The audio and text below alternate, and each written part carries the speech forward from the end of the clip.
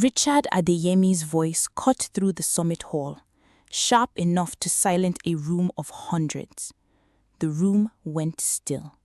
Phones rose into the air, ready to capture what came next. Victoria did not flinch. She did not raise her voice. She did not defend herself. She simply looked at her husband, closed her laptop, and walked off that stage without a single tear, without a single word of protest. And somehow, that silence was louder than anything she could have shouted. Nobody in that room understood what they had just witnessed. They thought they had watched a wife get humbled in public. They thought the story ended there. They were wrong. They had just watched a countdown begin. Backstage, Victoria's best friend Ugo was waiting, arms crossed, jaw tight enough to crack a walnut. "I am going to kill him," Ugo said, slowly, with a toothpick. Victoria almost smiled. Almost. Not yet. "Oh, Vicky, he called you amateur in front of the entire industry, on camera." "I heard him. So what do we do? Go home and cry, or go home and plan?" Victoria glanced back toward the stage.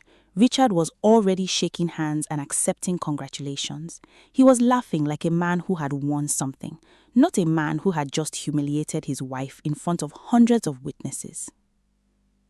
"We go home," she said quietly, "to work." Ugo studied Victoria's face for a long moment, then slowly lowered her arms. She had known Victoria for 12 years. She had seen her heartbroken. She had seen her furious. She had never once seen her this calm. And somehow, that calm frightened Ugo more than any amount of shouting ever could. "Okay," Ugo said, pulling her car keys from her bag. "Where do we start?" Victoria's answer came without hesitation, without anger, without a trace of doubt. With his money. By midnight, Victoria's dining table looked less like a place for meals and more like a war room. Old files were spread across it in uneven stacks. Bank statements sat beside a laptop with 17 browser tabs open, each one leading somewhere new. Ugo sat across from her, scrolling through a folder she had not opened in 4 years. "I used to help Richard's company with quarterly filings, back before you two got married. Back when I still thought he was harmless." "He was never harmless." "No," Ugo agreed, "just very good at hiding it." She turned her laptop around so Victoria could see the screen. "Look at this. 3 separate payments to a company called Bright Path Logistics. No delivery records, no signed contracts, just money leaving every quarter for 2 full years." Victoria leaned in, studying the numbers. "Bright Path Logistics doesn't exist," she said. "I checked the corporate registry an hour ago." Ugo sat back slowly, absorbing what that meant. So a company that doesn't exist has been quietly collecting money from a company that's very real? Yes. "Vicky, this isn't sloppy business." Ugo allowed herself a small, humorless smile. "This is criminal business." For the first time all night, Victoria almost laughed. "Careful," she said. "You're starting to sound like him." "God forbid," Ugo shivered. "I would rather be broke and honest." They walked until 3 in the morning, chasing names and dates. Most led nowhere. Then, without warning, one led somewhere important. Every dead end quietly opened into a new question. By the time Victoria finally closed her laptop, she had a folder full of unanswered questions and one feeling she could not shake. This was not a small mistake buried in old paperwork. This was a pattern. And she knew from experience that patterns always trace back to the person who built them. Across town, Richard Adeyemi stood on his balcony, phone pressed to his ear. He was replaying the summit in his mind, a loop he could not turn off. His father, Kenneth, called just after midnight. "You embarrassed your wife in front of the entire industry. Do you understand what you've done?" "I told the truth, Dad. Her numbers were weak." Her numbers were fine, Richard. Your ego is the problem. Richard pressed his forehead into his fingers. Is there anything else? You didn't call at midnight to lecture me about my marriage. A long pause followed, long enough that Richard almost asked if the call had dropped. There are some old filings from years ago. I need you to leave them alone. Don't touch them. Don't ask questions. What filings? Richard, his father's voice dropped low, almost pleading. For once in your life, listen to me without arguing.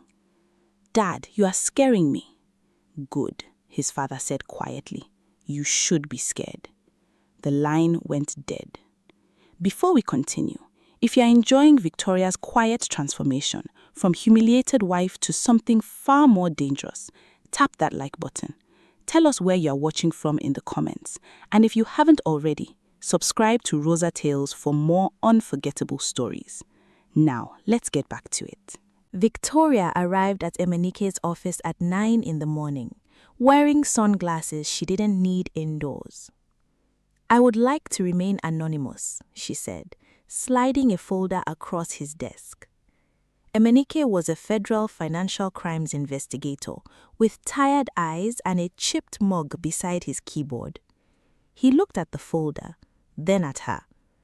Ma'am, you walked into a federal building with a driver waiting outside in a car that still has your husband's company logo on the door.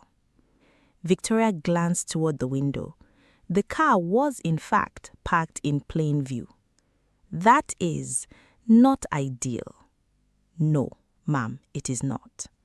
She sighed and sat down anyway. Fine. My name is Victoria Adeyemi. My husband is Richard Adeyemi. I believe his company has been laundering money through shell businesses for years. Emenike opened the folder slowly, flipping through bank statements and payment records. His eyebrows lifted a little higher with each page. This is thorough, he said. I am thorough. Why bring this to us? Most spouses just take half the house in the divorce. Victoria's expression didn't shift. He humiliated me in front of hundreds of people, publicly, on camera. I'm not interested in half. Emenike leaned back in his chair, studying her. What are you interested in? She said. The truth, wherever it leads. He watched her a moment longer, then closed the folder. I can't promise anything will come of this. These things take months, sometimes years. I understand. And if this is personal, he added, choosing his words carefully, if you are only doing this out of anger, it will fall apart. Federal cases aren't built on revenge, they're built on evidence. Victoria rose, straightening her jacket. Then it's a good thing I brought both. She walked out past the front desk, past a security guard who barely looked up from his phone. Emenike sat alone with the folder for a long moment. Then he picked up his phone and dialed a number he hadn't used in months. It's me, he said. I think we finally have something on Adeyemi Telecom. A pause. No, not rumors this time. Documents. Richard's office sat on the top floor of a glass building that seemed to scrape the clouds themselves. He was scrolling through investor emails when Mike walked in without knocking. We need to talk, Mike said. Can it wait? I have a call in 10 minutes. No, Richard, it cannot wait. Mike had been Richard's lawyer for 6 years and a friend for even longer. He rarely raised his voice. He was raising it now. Your father asked me to review some old company filings before you took over as chief executive. And? Richard asked. And there are gaps, big ones, money moving to companies that don't exist, tax documents that were never filed. Richard leaned back, unbothered. Every big company has messy paperwork somewhere. Fix it and move on. This isn't messy paperwork, Mike set a folder on the desk. This is enough to put people in prison. Richard finally looked up. People or me? Mike didn't answer right away. I don't know yet, he admitted, but your father knows something he isn't telling you. Richard sat in silence, then laughed, although it didn't quite reach his eyes.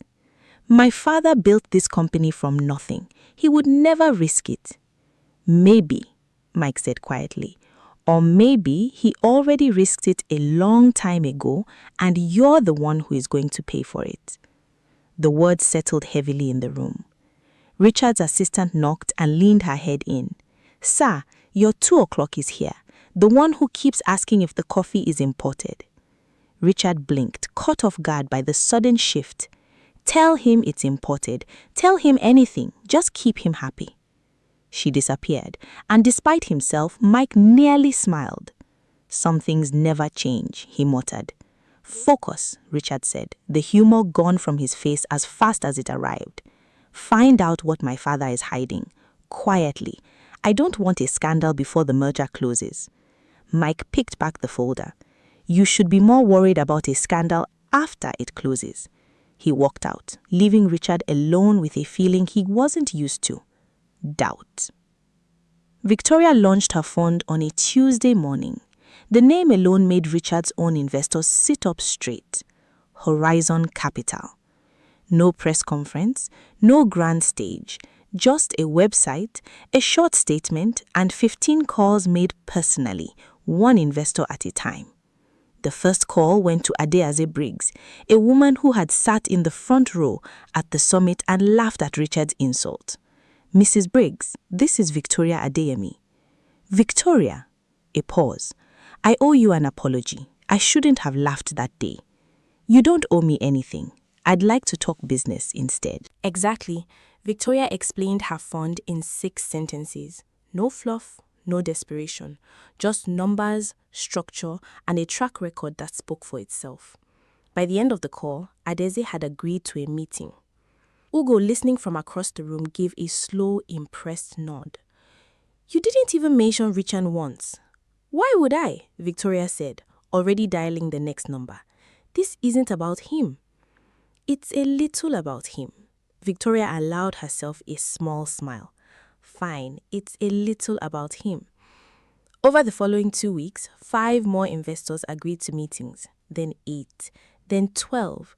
Word began spreading through the industry, the way important news always does, not through headlines, but through quiet conversations at lunch tables and golf courses. Richard's wife, the one he humiliated on stage, was building something real, and people were paying attention.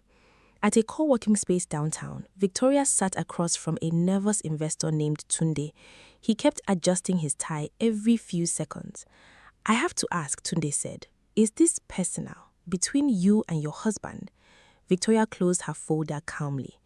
Every good business decision looks personal to the person losing money from it. Tunde blinked, then laughed, caught off guard by the answer. He signed before the meeting even ended. That night, Ugo poured 2 cups of tea and slid one across the table. You know he's going to find out eventually, about the fund, about the investors. Victoria wrapped her hands around the warm cup. I'm counting on it. Sunday dinner at the Adeyemi family compound was loud, warm, and as always, a little chaotic. Richard and Patience sat at the head of the table, spooning jollof rice onto plates faster than anyone could finish them. Victoria, she said, not looking up from the pot, I heard about the summit. A wife should support her husband in public, not challenge him. The table went quiet. Victoria set down her fork calmly. And a husband shouldn't humiliate his wife in front of a room full of strangers. But here we are. A young cousin at the far end snorted into his drink, trying to hide his laughter. And Patience opened her mouth, then closed it again.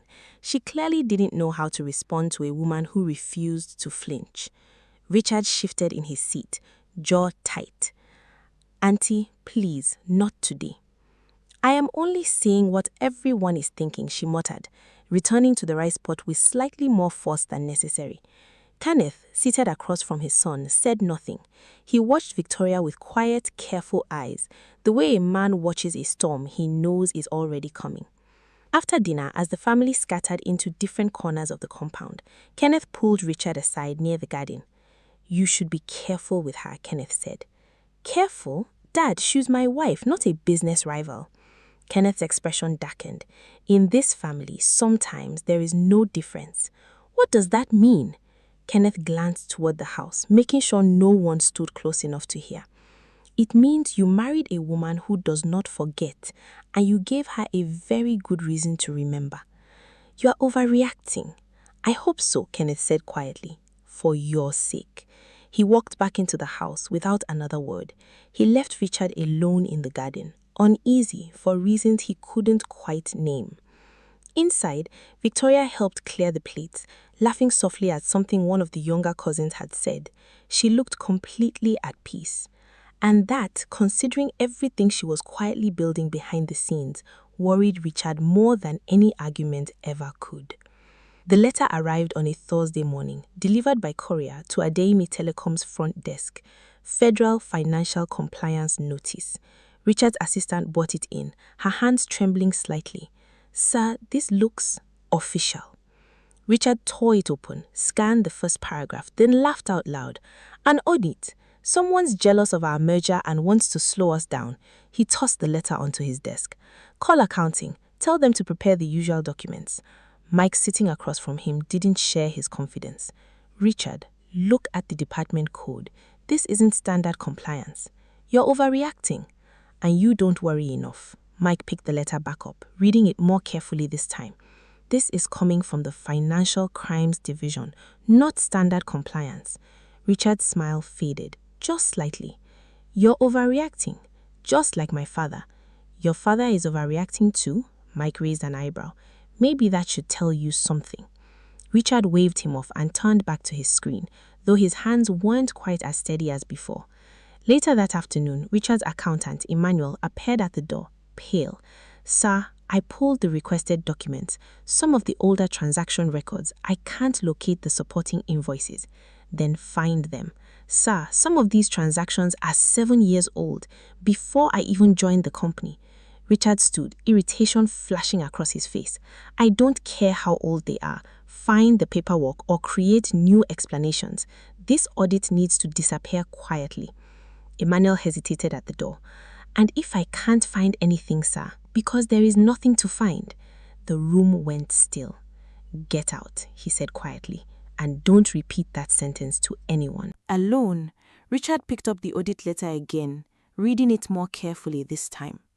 For the first time since the summit, something unfamiliar crept into his chest. Fear. The boardroom at Meridian Group was full when Victoria walked in, sharp, folder in hand, calm as still water. Richard was already seated at the far end, mid-pitch, unaware his wife had just entered the building. He looked up and stopped mid-sentence. Victoria, what are you doing here? Waiting for my turn, she said simply, taking a seat near the door. The room shifted uncomfortably. Richard cleared his throat and continued, though his rhythm had noticeably changed. When he finished, the lead investor, a sharp woman named Chioma Basse, turned toward Victoria. Mrs. Adeyemi, I understand you have your own proposal as well. I do. Richard's jaw tightened.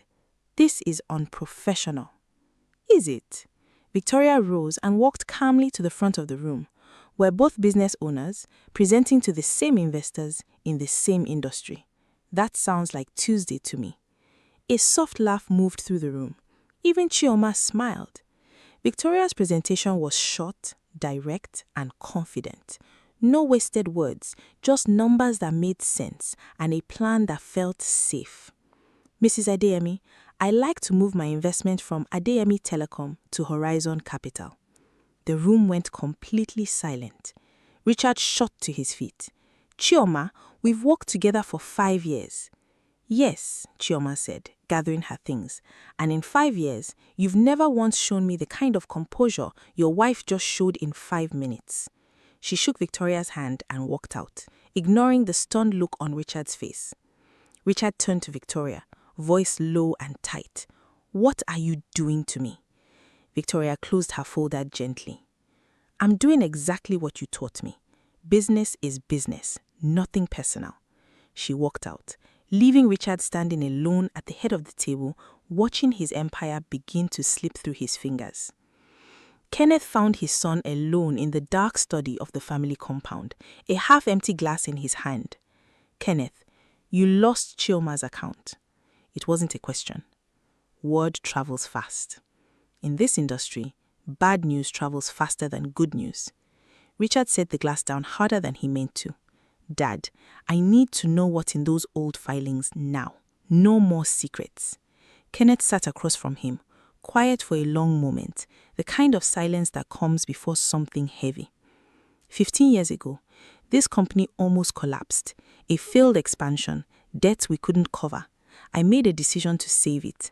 I moved money through companies that didn't really exist, long enough to cover our losses, stabilize the business, and pay everything back quietly. "Did you pay it back?" "Some of it, not all." "Dad," Richard's voice cracked, "that's the empire you always told me to be proud of." "It saved your inheritance. It's going to destroy it." Kenneth's hand trembled slightly as he reached for the old family photo on the shelf. "I did what I thought was right at the time.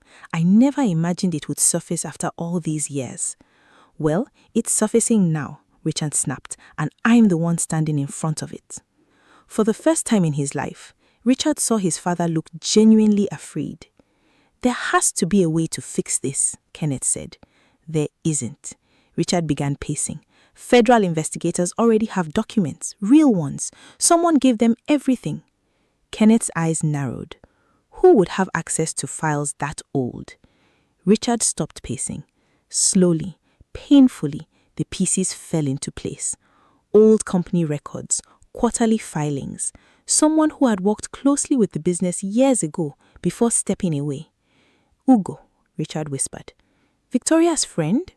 Richard sat back down, the weight of it crushing him. "She used to handle our filings before Victoria and I got married." He rubbed his face with both hands. "This wasn't luck. This wasn't an accident." "What are you saying?" Richard looked up, his voice barely above a whisper.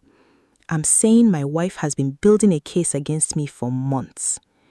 Richard arrived at Victoria's office unannounced, his tie loosened, his usual confidence replaced by something rawer. Victoria looked up from her desk, unsurprised. "I wondered when you'd show up." "You've known," Richard said, "this whole time, about the audit, about my father, about everything." "Not everything," she corrected calmly, "just enough. Enough to destroy me." "I didn't destroy anything, Richard. I simply stopped protecting a lie I was never part of." "You could have talked to me first, warned me." "Like you warned me?" she asked. Her voice stayed steady, but sharper now. "Before you called my work amateur in front of hundreds of people on camera, did you warn me?" Richard opened his mouth, then closed it again. "I built something real," Victoria continued. "You tried to tear it down publicly to make yourself look bigger. I simply let the truth do what truth eventually does." "So this is revenge?" "No," she stood, walking slowly around the desk. "Revenge would have been screaming at you in that boardroom. Revenge would have been leaking your secrets to the press for entertainment." She stopped in front of him. "This is consequences, Richard. There's a difference." His shoulders sagged, the fight slowly draining out of him. "What happens now?" "That depends on the investigators and your father's decisions from 15 years ago, not on me." Richard studied her face, searching for anger, satisfaction, anything familiar. He found only stillness. "I never thought you were capable of this," he said quietly. "You never thought I was capable of much. That was always your first mistake." She returned to her desk, and he turned and walked out. The raid happened on a quiet Wednesday morning. Exactly the kind of ordinary day nobody expects to remember. Agents arrived at Adeyemi Telecom's headquarters at 7, before most employees had settled at their desks. Emenike led the team himself. Richard was still at his penthouse when his assistant called, her voice shaking. "Sir, they're here. Federal agents. They have a warrant." "For what exactly?" "Everything, sir." 20 minutes later, agents moved through his home with quiet efficiency, boxing up documents, laptops, and phones. Richard stood by the window watching his life get carried out in cardboard boxes, saying nothing. Across town, in a quiet law office, Victoria sat at a long table finalizing paperwork of her own. It was the acquisition of Adeyemi Telecom's core assets, purchased through Horizon Capital at a fraction of what the company had been worth 6 months earlier. Her phone buzzed. A news alert. Federal agents raid Adeyemi Telecom headquarters amid financial crimes investigation. Ugo leaned over to read it, eyes wide. Vicky, it's actually happening. Victoria set her phone face down, her expression calm, almost tired. It was always going to happen. I just made sure it happened the right way. News of Richard's arrest spread before the afternoon traffic even began. By evening, his face was on every business channel, walking out of his penthouse in handcuffs. 2 weeks later, Victoria visited him at the federal detention facility, dressed simply, no cameras trailing behind her. "You came," he said, surprised. "I had paperwork to finalize nearby," she said. "I thought I'd stop by." He studied her face. "Are you happy, now that it's all over?" "I'm not happy that you're here, Richard. I never wanted this for you specifically." She paused. "But I'm not sad either. I feel nothing, which surprises me more than anything else." "You deserve that." "Yes," she agreed simply. "You do." "For what it's worth," he said, "I am sorry. Not because I got caught, because of how I treated you. That day, and honestly, long before it. I believe you, but apologies don't undo consequences, Richard. They just help you carry them a little easier." He nodded slowly, accepting it without argument. She noted he had never done that before. She stood to leave. "Victoria," he caught her at the door. "If I could go back to that stage, I would do everything differently." "I know," she said quietly, "but you didn't. And now we both have to live with what happened instead." 6 months passed. Horizon Capital's headquarters buzzed with quiet, steady energy. A young accountant walked in nervously, asking for honest work. It was Emmanuel, the same man who had once refused to falsify records for Richard. By the end of the conversation, he had a new position starting Monday. "Building your own little army of honest people," Ugo said, grinning, "one hire at a time." "Someone has to," Victoria replied. That evening, Kenneth, out on bail awaiting his own trial, sent her a short message. "Thank you for the meeting today. It meant more than you know." He had visited earlier that day, asking only for a chance to apologize, not for legal reasons, personal ones. Victoria listened, accepted it without excusing him, and let him leave with nothing more than a handshake. Some bridges, she realized, didn't need to be burned completely. They simply needed to be walked away from, calmly and permanently. A year after the summit that started everything, Victoria stood on a different stage entirely. The same room, the same industry, but this time she stood at the podium, not beside it. "A year ago, in this very room," she began, "my ideas were amateur, that I was embarrassing myself." A ripple of recognition moved through the crowd. Today, Horizon Capital manages assets worth 3 times what I proposed back then. Applause rose gently. "But that's not the lesson I want to leave you with," she added. "Never let someone else's cruelty define your worth. Let it define your patience instead. Success delayed by disrespect is still success. It just arrives with better timing and a stronger foundation." The audience rose into warm, genuine applause. Backstage, Ugo waited with a proud grin. "You didn't even mention his name once." "Why would I?" Victoria said. "This was never about him." "It was a little about him." Victoria laughed, genuinely this time. "Fine, maybe a little." Miles away, in an apartment far smaller than his old penthouse, Richard watched the live stream on his phone. He was out on bail, still awaiting the final ruling on his case. He watched his wife, composed and confident, receive the recognition he once tried to take from her on that very same stage. He did not feel anger. For the first time in his life, he felt genuine respect. Somewhere between the humiliation he caused and the empire he lost, Richard Adeyemi had finally learned the one lesson his father never taught him. Real power was never about how loudly you spoke over someone. It was about how quietly you could rebuild everything they thought they had destroyed. And Victoria, calm as ever, had proven that lesson to the entire industry, one patient step at a time. That's where we'll leave it for today. Thank you genuinely for sticking with me all the way to the end.